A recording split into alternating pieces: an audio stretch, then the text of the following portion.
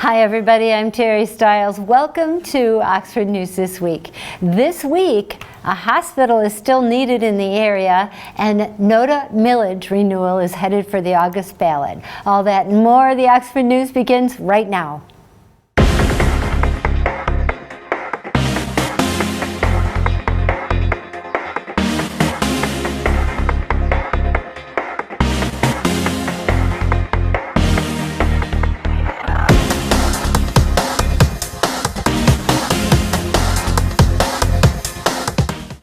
Well, he hasn't given up yet. Oxford Township Supervisor Jack Curtis says his many attempts since 2018 to get a hospital in the township have stalled due to a lack of communication from the governor. In early December, Curtis met with Lieutenant Governor Garland Gilchrist. However, since then, the conversations have ended. Several more attempts to talk ended in Whitmer, passing Curtis off to the Michigan Department of Health and Human Services, State Senator Rosemary Bayer, and Congresswoman Elissa Slotkin. All have little power in terms of moving forward with the hospital. The need of approval for Oxford Township. So far, the state refuses to approve a certificate of need for this area. Curtis contends that it takes an ambulance about 20 minutes with lights and sirens to reach hospitals in Pontiac, Rochester, Troy, or Lapeer. One trip takes an ambulance and firefighter/paramedic out of the area for more than 2 hours. To Curtis, this is unacceptable and is encouraging anyone and everyone who would like a hospital in Oxford to send letters of support to the MDHHS, the governor's office, senators, and State Representative John Riley.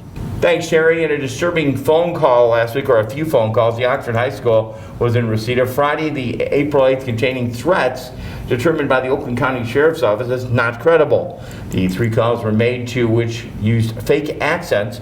According to Oakland County Sheriff Michael Burchard, the first said that they were the November 30th shooter and threatened to finish the job. The second said that they were in the school and would shoot up the school, and then the third call was answered by School Resource Officer Detective Lowert and threatened to slap Lowert if the detective hung up. Officers say laughter was heard in the background of the second and third phone calls, and that the callers used New York and Florida area codes, though they believe the calls came from Michigan, Brandon, and Lake Orion. High schools received similar calls upon the threats being determined as non-credible. Oxford High School requested extra security and continued to the school, according to the statement from the Oxford Community Schools Superintendent Ken Weaver. Terry. Last week, the Village of Oxford Planning Commission conditionally approved the site plan for Main Property Holdings, doing business as Wild Sky Cannabis Company, which brands itself as a holistic health company with offices in Bloomfield Hills, has pending applications in Royal Oak and Waterford, however does not appear to have any existing operations. Main Property Holdings registered agent is Nick Isaac, founder of Rise, which has retail locations in Iron Mountain and Marquette.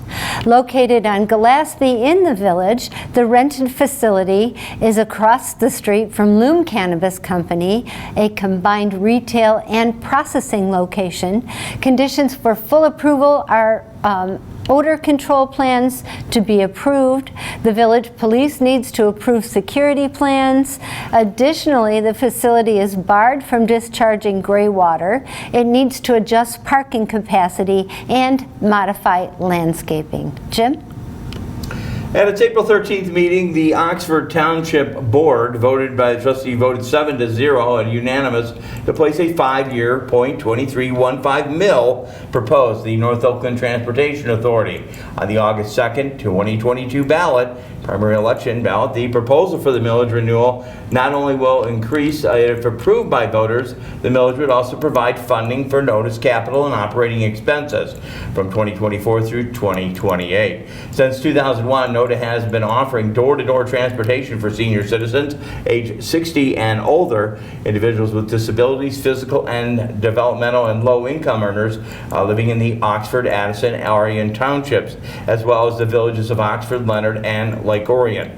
Last year, NODA provided a total of 35,000 rides. Almost 16,000 of those rides were for work, just over 8,000 for medical appointments, just shy of 5,000 for shopping trips. NODA riders are driven to appointments with doctors and physical therapists, dialysis treatments, senior centers, church services, grocery stores, school counseling appointments, therapy sessions, jobs, work training, community events, and Oxford and Orion Fish Food Pantry. I guess we take them everywhere, except Cedar Point, right? Oxford Township and Village residents accounted for 45.5%, nearly of the 16,000 NODA's rides in 2021.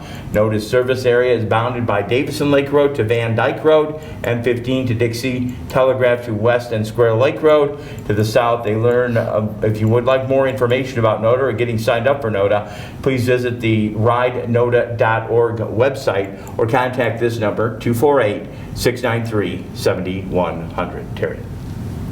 Oxford Edison Youth Assistance is looking for youths kindergarten through 12th grade for nominations to the OAYA Annual Youth Recognition Program.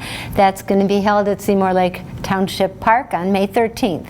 The purpose is to recognize and honor local students who have volunteered to help others, have made a positive difference in other persons' lives or in the community. The youth can be nominated by their family member, a neighbor, school staff, or anyone who personally knows the youngster and would like to have them be recognized. Each nominee, their family, and the nominator is invited to a special dinner. The young person will receive awards and certificates from local dignitaries. To nominate, the person must be an Oxford school resident,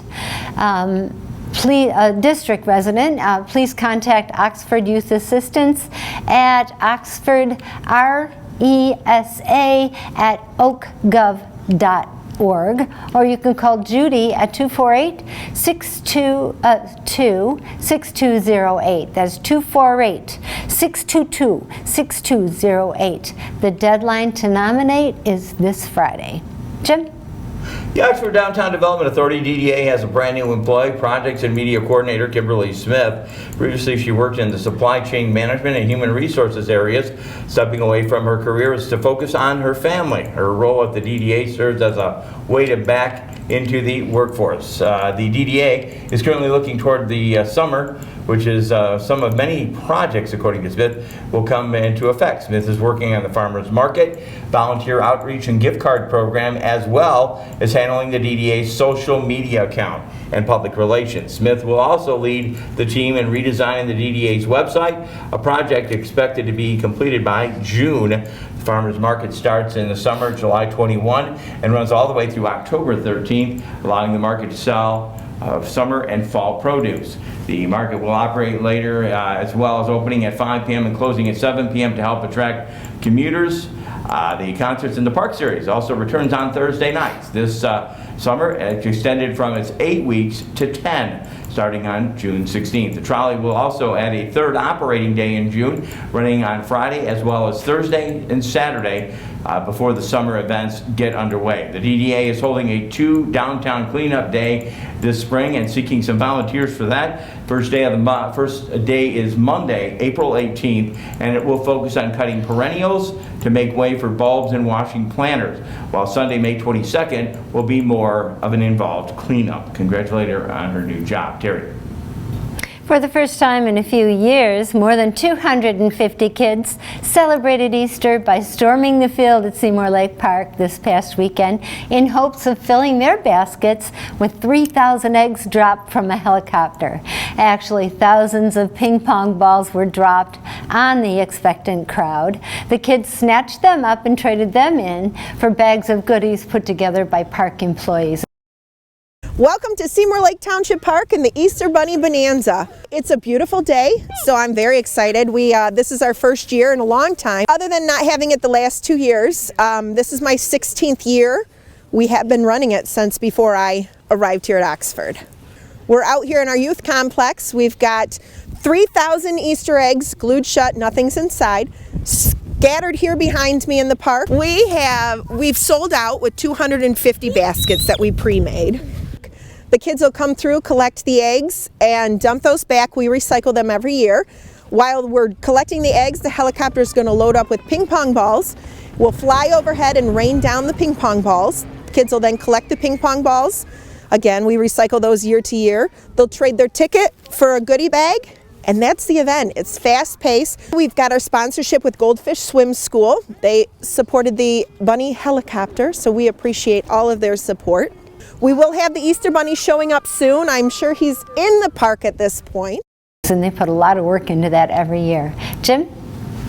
Beauty and history converge at a local church. Sunlight illuminating a stained glass window at the historic Emmanuel Congregational United Church of Christ. That's, of course, at 1 Hovey Street in Oxford Village.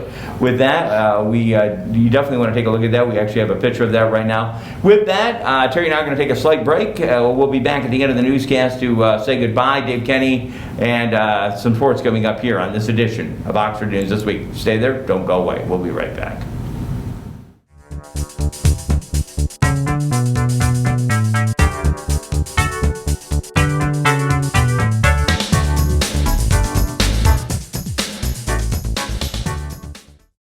Welcome to Auto Talk. I'm Dave Kenny, and this story is taken from Automotive News.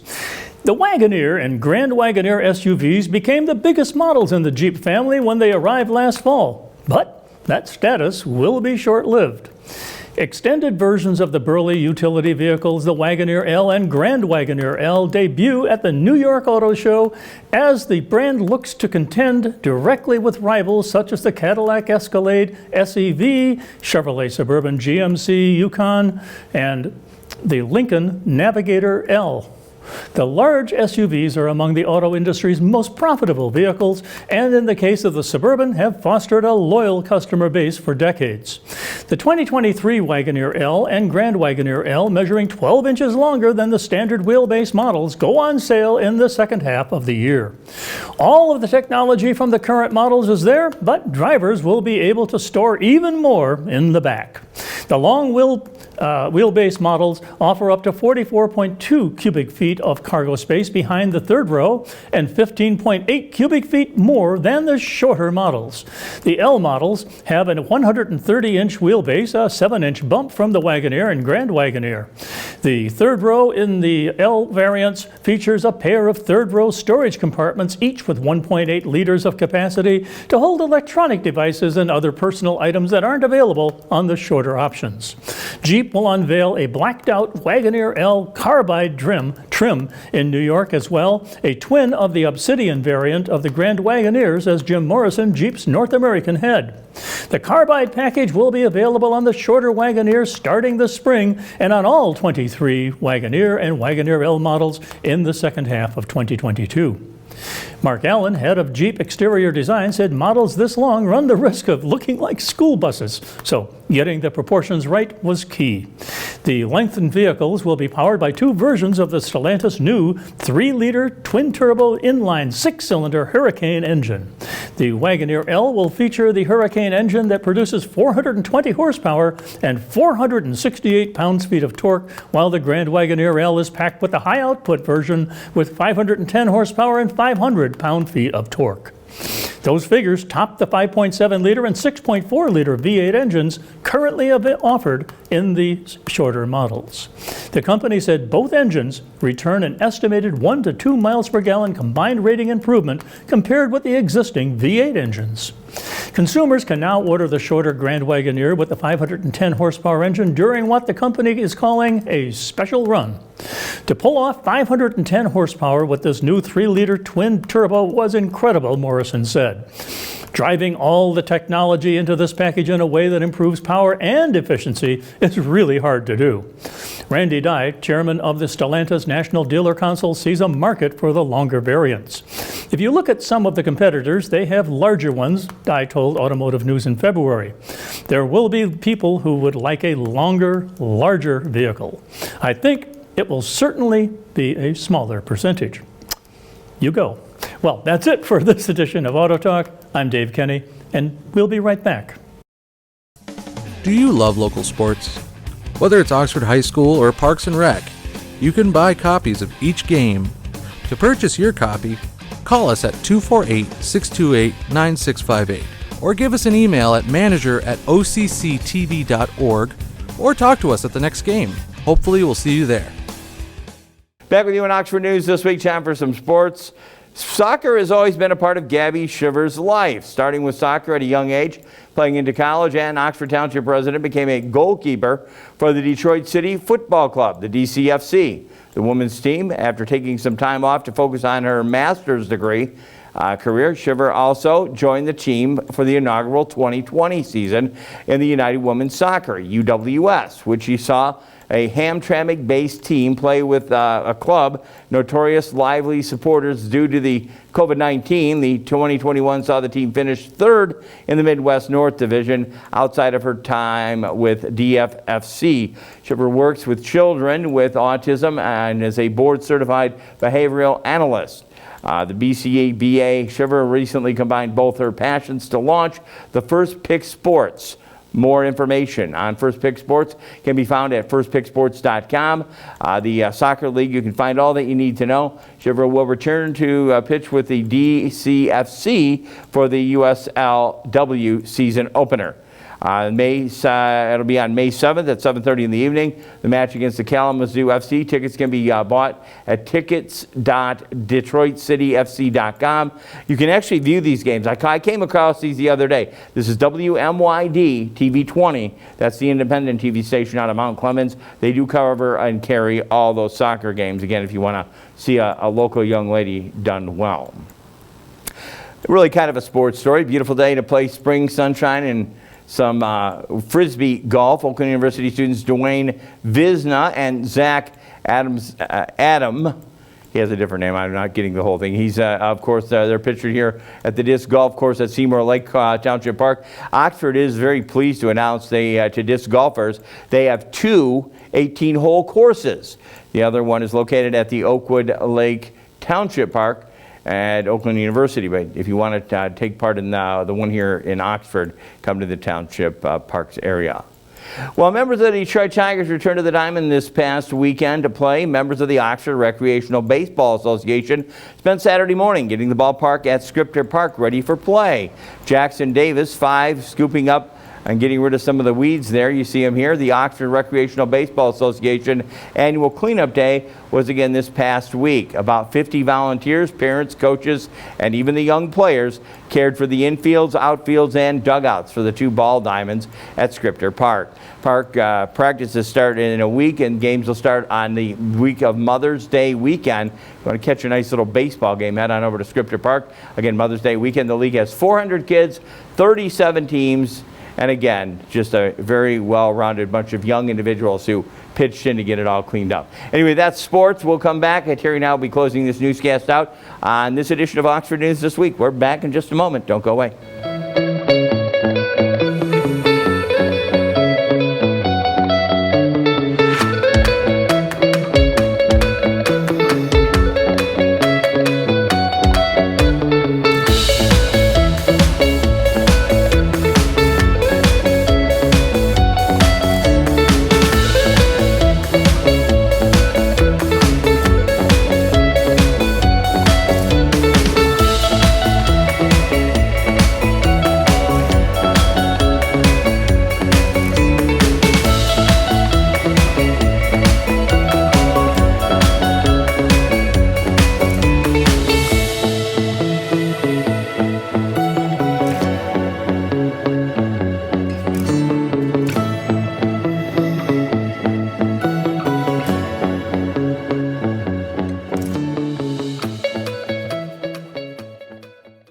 Welcome to Science in the News. I'm Dave Kenny, and this story is taken from New Scientist. A migratory bird that almost never stops flying sometimes slips into a brief hibernation-like state inside its nest during chilly breeding periods. When not breeding, the common swift Apis apis, a small European and Arctic bird, spends more than 99% of its time in the air and even flies while sleeping. However, When cold weather hits breeding sites in Europe, the birds occasionally lie still in their nests for up to 22 hours in an energy-saving mode known as torpor, says Art Wellbrock at the University of Siegen in Germany. Swifts are flying almost non-stop 10 months out of the year, even throughout the night, he says.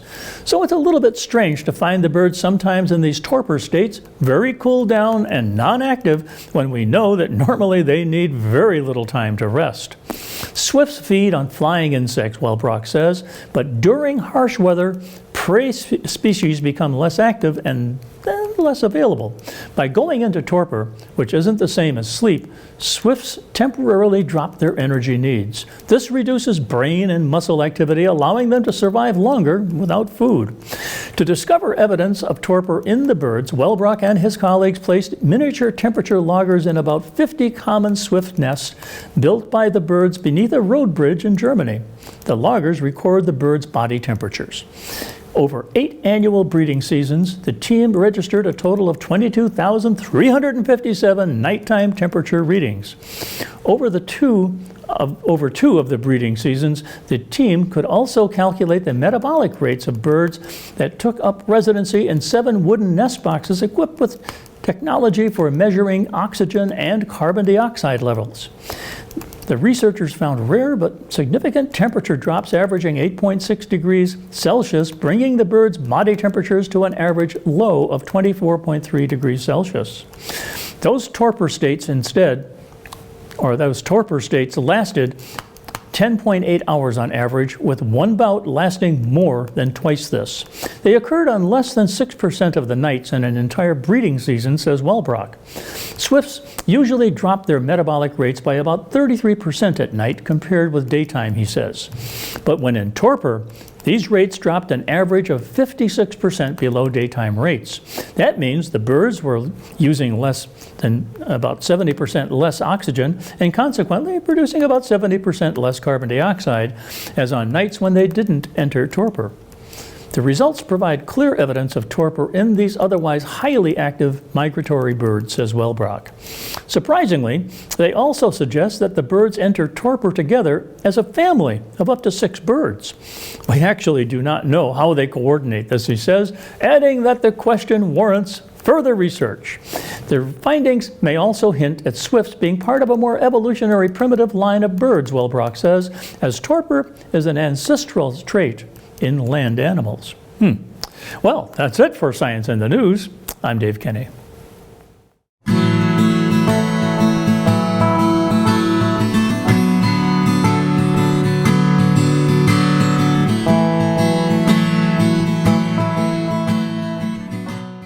We're back. Yes, time to close out another one. It's great to have you part of the Oxford News This Week program. And yeah, a lot of different things happening. I mean, you said there's somebody that is going to be working with the DDA or something like that? Yeah, Kelly, I think, working with Kelly, okay. Her assistant. It looks like they've got a lot of things going on this summer. It appears to me that she's very qualified for the position. More sense of a normal She's normal taken on a operation, whole bunch of stuff in there. So I remember the one lady, I don't know what her name was, but she used to be with Cable and Liquorian, but didn't she have something to do with the farmer's market or something? I mean, it was always, I never took part in that, but I understand it was always fun. Yeah. Like, did you go there very often or no? Last name.